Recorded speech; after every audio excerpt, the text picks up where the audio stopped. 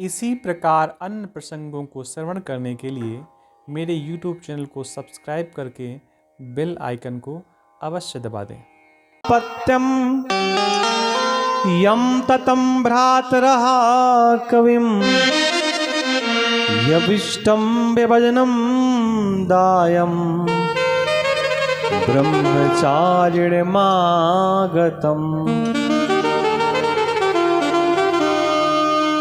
मनु महाराज के पुत्र हैं नभग, और इनके एक और पुत्र हैं जिनका नाम है नाभाग। अब ये नाभाग तपस्या के लिए जंगल में चले गए।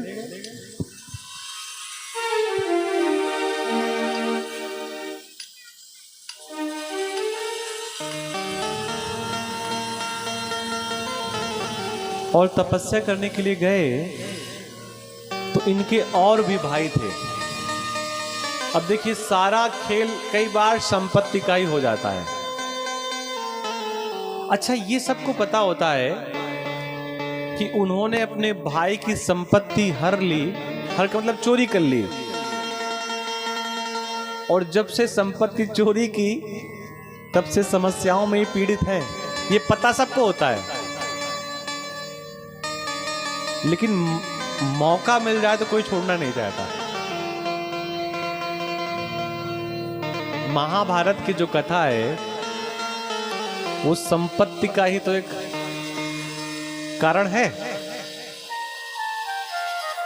और कोई ऐसी मां नहीं होगी संसार में, या पुरुष या स्त्री, कोई ऐसा नहीं होगा जिसको ये ना पता हो कि उन्होंने उनकी संपत्ति ली, हर ली, चोरी कर ली, छीन ली,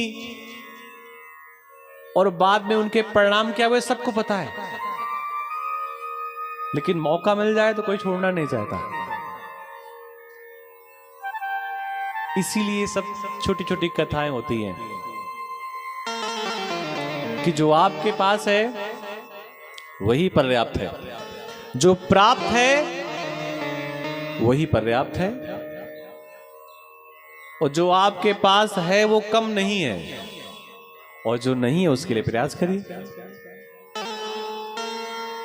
प्रयास ये ना हो कि उनका कोई खंभा लगा है, उनका कोई काम हो रहा है तो काम बिगाड़ दें ताकि वो नीचे आ जाए। नहीं, ये प्रयास ना हो। प्रयास ये ना हो कि हम जाम लगा गाड़ी खड़ी कर देंगे, पीछे वाले को जाने ही नहीं देंगे। प्रयास ये हो कि बिना किसी को परेशान किए हम आगे बढ़ जाएं, और सब यही कर रहे हैं। एक सिंपल सी साइकोलॉजी है कि भाग्य से ज्यादा और समय से पहले किसी को नहीं मिलता, लेकिन यह भी कहा गया है कि सोते हुए सिंह के मुंह में हिरण प्रवेश नहीं करता। प्रयास तो करना पड़ेगा।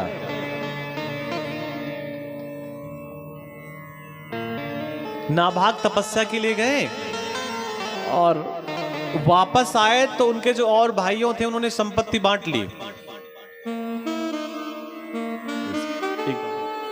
संपत्ति बांट ली, और पता है नाभाग के हिस्से में क्या आया? पिताजी को भेज दिया दोनों भाइयों ने कि संपत्ति के रूप में आप पिताजी को ले लो।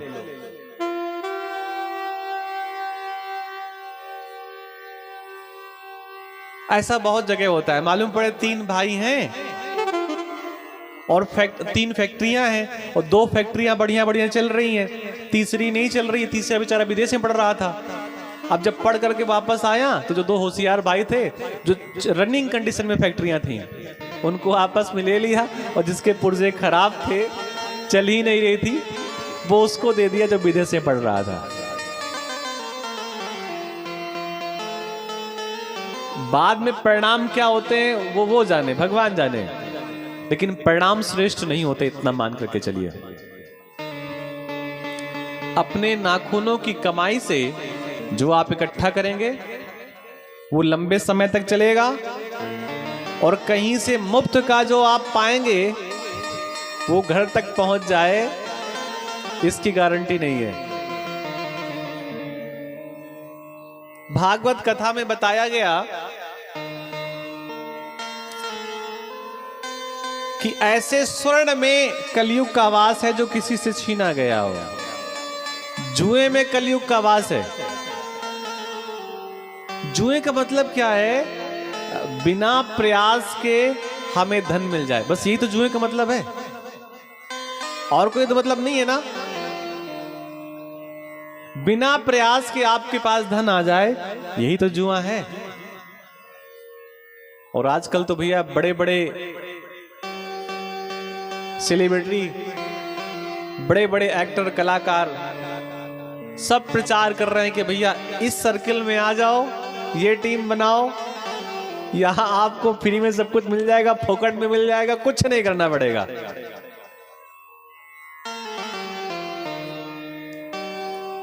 नाभाग के हिस्से में पिता आए।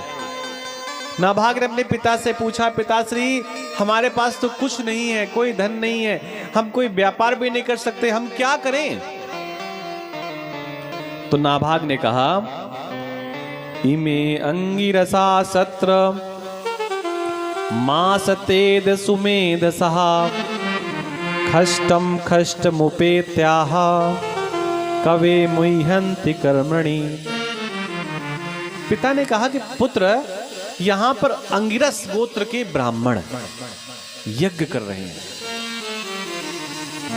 और ये लंबे समय से यज्ञ कर रहे हैं, और 6 दिन बाद जो 7वां दिन आता है, उस दिन जब ये यज्ञ करने के लिए बैठते हैं तो मंत्र भूल जाते हैं, तो फिर 1 नंबर से शुरू करते हैं और फिर ये प्रक्रिया बहुत समय से चल रही है। तो पुत्र ऐसा करो, तुम पढ़ करके आए हो, तुम विद्वान हो, वेदज्ञ हो, तो जा करके उनका यज्ञ सफल करवा दो। तो ये नाभाग चले गए। इन्होंने अपने पिता के कथनानुसार गए और उन ब्राह्मणों का यज्ञ सफल करवाया। अच्छा, पिता ने एक बात और कही कि जब इनका यज्ञ सफल हो जाएगा तो ये लोग स्वर्ग चले जाएंगे, तो वहां पर जो सोने चांदी के पात्र रखे हैं जिसमें ये पूजन करते हैं, ये तुमको दे जाएंगे, इससे तुम अपना कार्य शुरू कर देना। अच्छा, यज्ञ का भी बड़ा नियम होता है। नाभाग गए, नाभाग ने यज्ञ पूरा करवाया, तो ये अंगिरस गोत्र के जो ब्राह्मण थे ये सब स्वर्ग चले गए और वहां सब कुछ छोड़ करके चले गए। तो इन्होंने बटोरना शुरू किया। बटोरना शुरू किया तो एक काला काला पुरुष ईशान कोण से चलता हुआ आया। नाभाग से कहता, रे नाभाग, ये मेरा हिस्सा है, और इसे तू क्यों ले रहा है? नाभाग ने कहा, ना ना, मेरे पिताजी ने कहा है कि यज्ञ से जो बचे वो आपका हिस्सा है। उसने कहा, ना, अपने पिता से पूछ करके आओ। नाभाग पितृ भक्त थे, अपने पिता के पास पूछने आए। तो पिता ने कहा, बेटा, वो जो काला काला पुरुष कह रहा था वो सही कह रहा था। तो पूछा, पिताजी वो है कौन? बोले, वो भगवान शंकर हैं। कहीं पर भी कोई यज्ञ होता है, हम बचपन में जैसे यज्ञ करते थे तो कहीं कुछ एक मखाने का टुकड़ा बाहर गिर जाए तो ये होता था, इसको उठाकर डाल दो।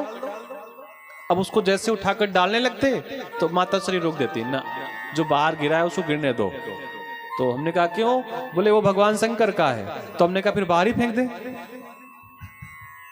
बोले, नहीं, जो धोखे से बाहर गिर जाए, अनजाने में गिर जाए, महादेव उतने से ही प्रसन्न हो जाते हैं, क्योंकि अंदर यज्ञ में कौन है? विष्णु, और बाहर कौन है? महादेव। तो महादेव की प्रसन्नता किस बात में है? कि भगवान विष्णु प्रसन्न हो जाए। महादेव की प्रसन्नता इसी बात पे तो है ना। तो महादेव ये नहीं कहते पूरी आहुति बाहर डाल दो, फेंक दो।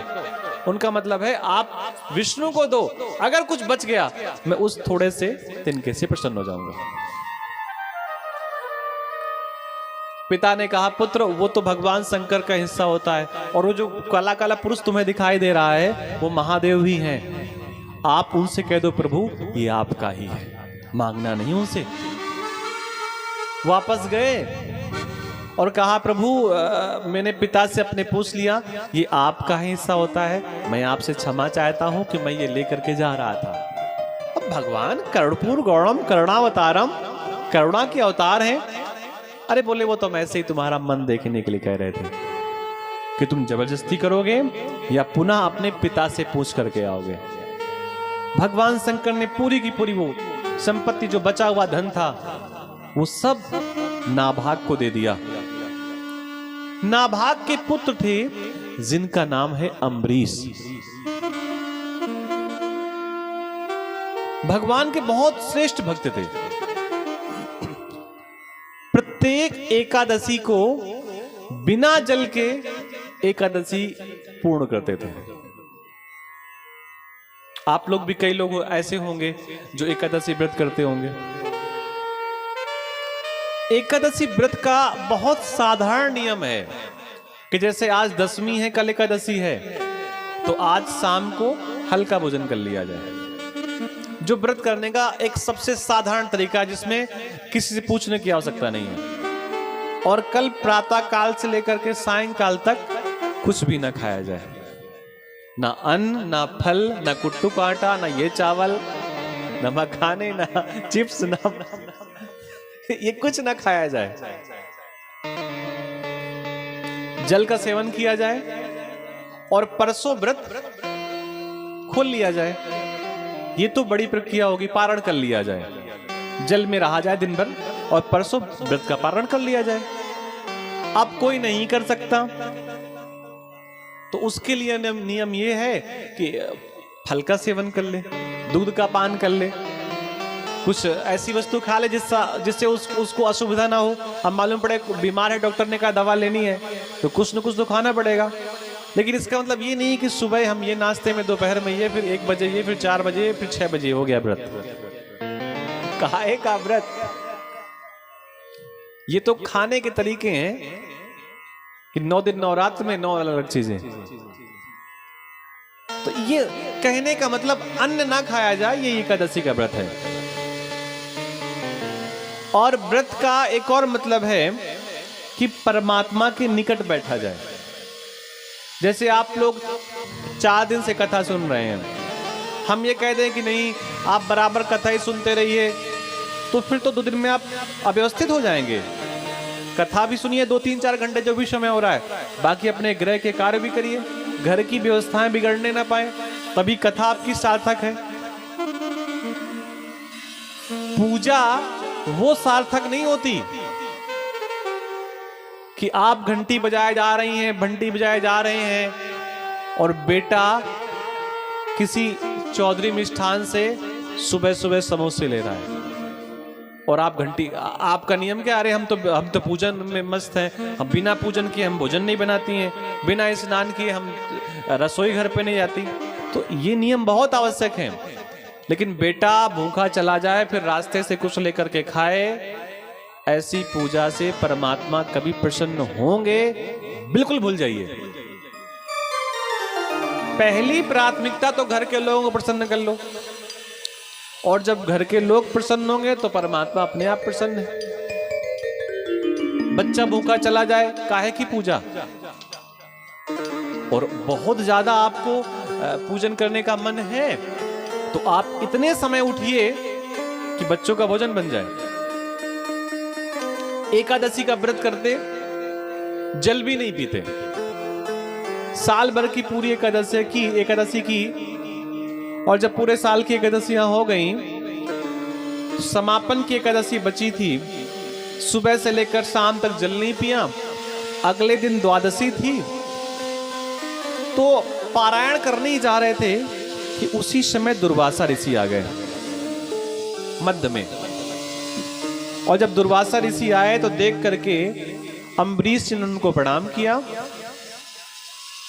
और दुर्वासा जी भी एकादशी का व्रत किए हुए थे। आप तो एकादशी का कर ही रहे थे, दुर्वासा जी भी एकादशी का किए हुए थे। तो राजा ने कहा कि महाराज आप कुछ प्रसाद ले लीजिए। तो दुर्वासा जी ने कहा अभी हमने स्नान नहीं किया और हमारा एकादशी का व्रत है। अम्बरीश जी ने कहा हमारा भी है। अच्छा, कोई महात्मा आ गया तो नियम ये है कि पहले उसको थोड़ा कुछ खिला पिला दो, उसके बाद स्वयं स्वीकार करो। तो दुर्वासा जी ने कहा कि मैं भी अभी स्नान करके आता हूं नदी पे, और फिर हम आप कुछ खाएंगे पिएंगे भी, और व्रत भी आपका भी पारण हो जाएगा, हमारा भी हो जाएगा। दुर्वासा जी चले गए स्नान करने। अच्छा, संत महात्माओं का खेल ही दूसरा होता है। उनका कोई समय निश्चित होता नहीं कि 1 घंटे पूजन करेंगे कि 4 घंटे पूजन करेंगे। अब वो नदी में मस्त नहा रहे हैं। इधर जो द्वादशी थी वो कुछ समय के लिए बची थी। आजकल इसको बहुत ध्यान सुनना, क्योंकि बहुत कंफ्यूजन रहता है कि 2 दिन के त्योहार है। 2 दिन का त्योहार कोई नहीं होता, त्योहार 24-25 घंटे का ही होता है। लेकिन मालूम पड़े आधी रात किसी और दिन की मिल रही है, आधी रात किसी और दिन की मिल रही है। मालूम पड़े 2 बजे के बाद पंडित जी ने कहा है अमावस लगी हुई है दीपावली के दिन, और अगले दिन है 11 बजे तक। अब इस दिन करें या उस दिन करें? तो दीपावली का पूजन असाधारण सी बात है, अमावस्या में किया जाता है। तो जिस समय शाम को अमावस्या मिल रही हो उस दिन पूजन कर लें।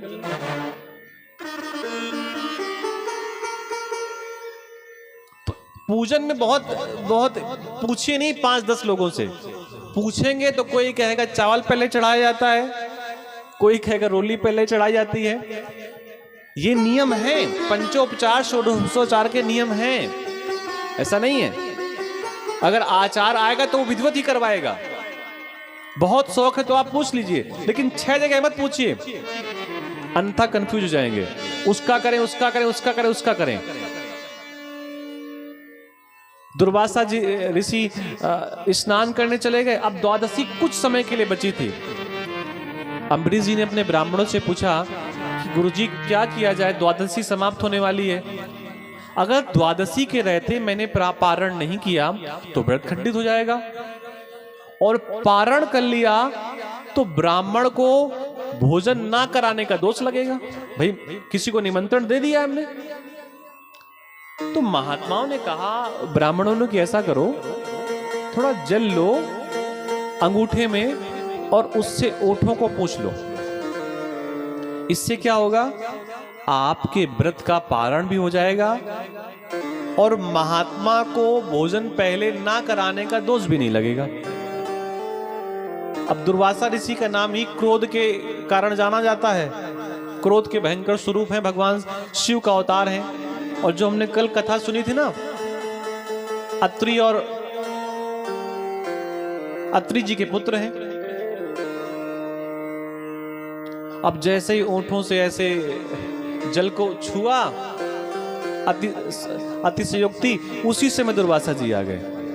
भयंकर क्रोध में महात्मा को निमंत्रण देता है और दुष्ट राजा पहले भोजन करता है। अपनी जटा उखाड़ी, जमीन पर पटक दिया, कृत्या प्रकट हुई, वो मारने के दौड़ी दुर्वासा को। लेकिन भगवान विष्णु ने सुदर्शन चक्र को अम्बरीश की सेवा में लगा रखा था।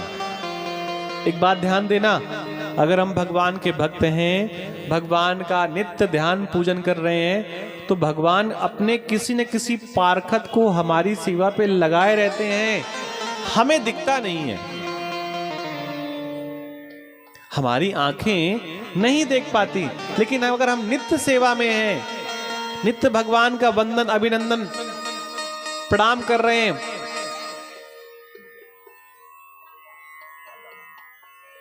अगर हम नित्य भगवान को प्रणाम कर रहे हैं, तो इसका मतलब है कि भगवान कहीं ना कहीं कोई ना कोई व्यवस्था किए हुए हैं कि सब काम चलता रहेगा।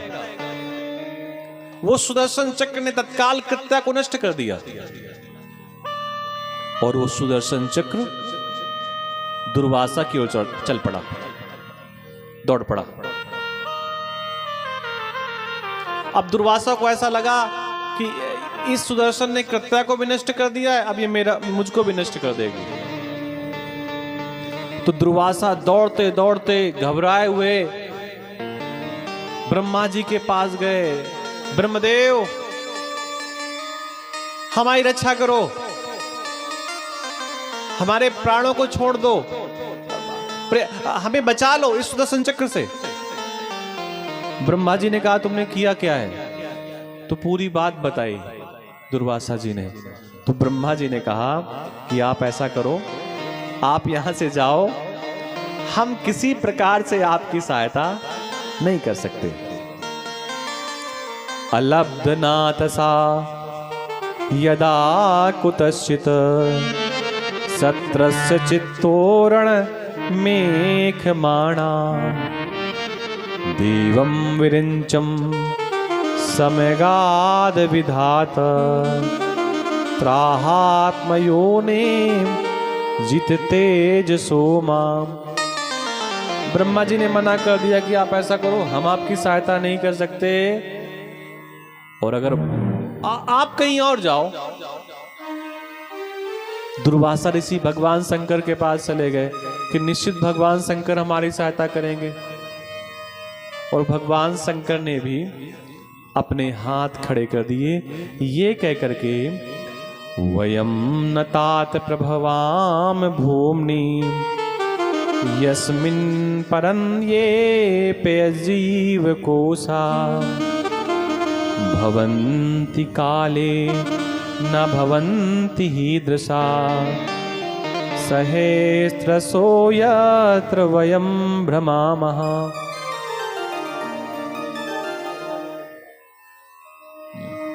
भगवान शंकर ने कहा कि हम भी आपकी सहायता नहीं कर सकते। अब कहा जाए तो भगवान शंकर से दुर्वासा जी ने कहा कि देखो, सहायता नहीं कर सकते तो उपाय तो बता दो।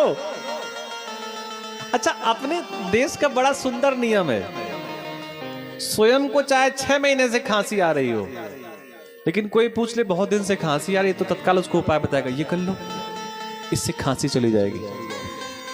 अपना खांसे खांसे पूरा घर भर दिया है,